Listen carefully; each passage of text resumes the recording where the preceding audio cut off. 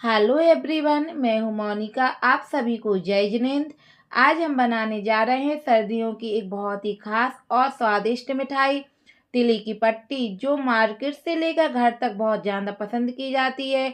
सबसे ज़्यादा खास बात यह है कि यह तिली की पट्टी सिर्फ दो सामग्री से ही बनती है। जो लोग ऑफिस जाते हैं, जिनके पास ज़्यादा समय नहीं होता है, वो भी इसे सिर्फ 2 मिनट में आसानी से बना सकते हैं, बहुत ही कम मेहनत में। आज हम बनाएंगे तिली की पट्टी, इतनी कुरकुरी और शानदार कि घर वाले भी तारीफ करेंगे। तो चलिए बिना देर किए तिली की पट्टी की रेसिपी शुरू करते हैं। मैंने यहाँ लगभग 5 कप तिल ली है।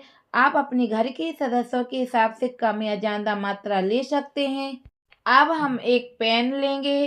पैन में तिल थोड़ी थोड़ी करके ही डालना है और उन्हें हल्का सा भूनेंगे।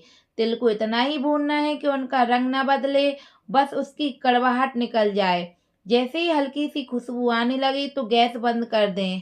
सर्दियों में तिल की पट्टी बहुत ही ज़्यादा स्वादिष्ट लगती है, इतनी अच्छी लगती है कि क्या ही कहें। साथ ही ये हमारी सेहत के लिए बहुत ही ज़्यादा फायदेमंद होती है। आप लोगों से बातें करते करते तिल भी अच्छे से भुन गया है। अब इसे एक बार पलट देते हैं। इसी बीच हम दूसरा बैच भी शुरू कर देते हैं, ताकि सारी तिल जल्दी तैयार हो जाए। इसे भी उसी तरह भूनना है जैसे हमने पहला बैच तैयार किया था। अब हमारा दूसरा बैच भी अच्छे से भुन गया है। मैंने इसे एक बॉल में निकाल लिया है। अब हम आपको बताएंगे कि तिली की पट्टी बनाने के लिए सही मात्रा क्या होनी चाहिए। इसके लिए हम लेते हैं 1 कप तिल और 1 कप चीनी। मैं चीनी की पट्टी बना रही हूँ, आप चाहें तो गुड़ की भी बना सकते हैं। ध्यान रहे सिर्फ यही मात्रा लें, कम या ज़्यादा बिल्कुल ना करें। अगर आप इसी मात्रा के अनुसार करेंगे तो हमारी तिली की पट्टी बहुत ही परफेक्ट, कुरकुरी और स्वादिष्ट बनेगी। अब हम थोड़ा सा घी अपने हाथों में लेते हैं और इसे उस सतह पर लगा देते हैं जिस पर हमें तिली की पट्टी बेलने वाले हैं। साथ ही बेलन पर भी घी लगा देते हैं। ध्यान रहे घी लगाना बहुत ज़रूरी है। अब हम गैस पर एक पैन रखेंगे। पैन में हम थोड़ा सा घी डालेंगे और उसे अच्छे से चारों तरफ से फैला देंगे। पूरे पैन में घी लगाना ज़रूरी है। अब इसमें डालते हैं 1 कटोरी चीनी।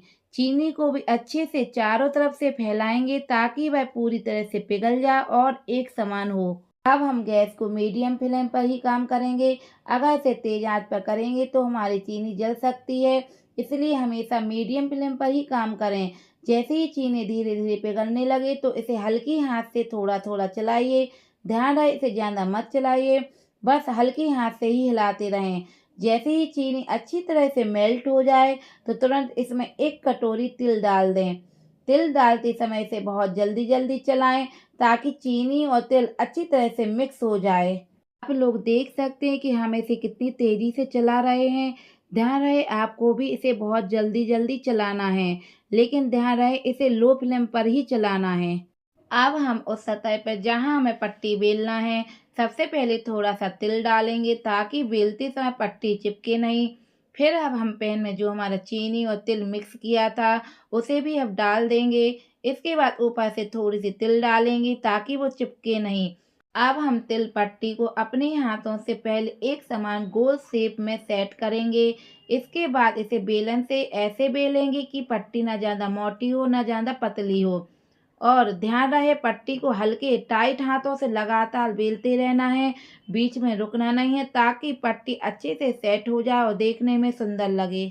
आप लोग देख सकते हैं कि हम इसे कितनी तेजी से बेल रहे हैं और कितनी टाइट हाथों से बेल रहे हैं। इसे लगातार बेलते रहना है, बीच में रुकना नहीं है। जब तक पट्टी अच्छे से बेलती रहे तब तक बेलते रहें।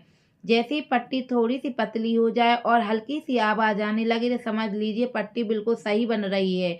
ऐसी पट्टी खाने बहुत ही कुरकुरी लगती है। आप लोग देख सकते हैं कि हमने इसे कितनी बढ़िया तरीके से बेल लिया है। अगर हमारी पट्टी बिल्कुल गोल शेप में भी नहीं आ रही है तो कोई दिक्कत नहीं, इसे बस हमें अच्छे से बेलते रहना है ताकि यह कुरकुरी और टेस्टी बने। अब आप लोग देख सकते हैं कि हमारी पट्टी बिल्कुल सही बन गई है, न ज़्यादा मोटी है न ज़्यादा पतली है। अब हम अपना दूसरा बैच भी इसी तरीके से बेल लेते हैं। इस पट्टी की सबसे खास बात यह है कि यह सिर्फ 2 मिनट में ही बन जाती है, ना कोई झंझट ना ज़्यादा मेहनत।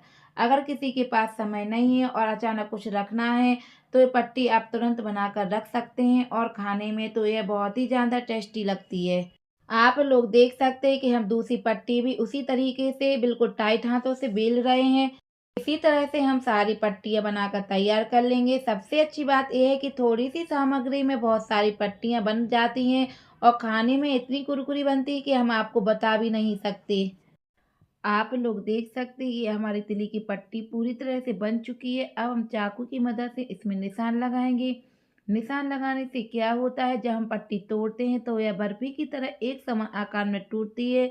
अगर आप निशान नहीं लगाना चाहते हैं तो कोई प्रॉब्लम नहीं। पट्टी ऐसे भी आसानी से टूट जाती है और खाने में बिल्कुल उतनी ही बढ़िया लगती है। आप लोग देख सकते हैं कि हमारी सारी तिली की पट्टियाँ बनकर पूरी तरह से तैयार हो गई हैं। देखिए कितनी बढ़िया बनकर तैयार हुई हैं। सच में बिल्कुल भी ऐसा नहीं लगता है कि ये सिर्फ़ 2 मिनट में ही तैयार हो गई हैं।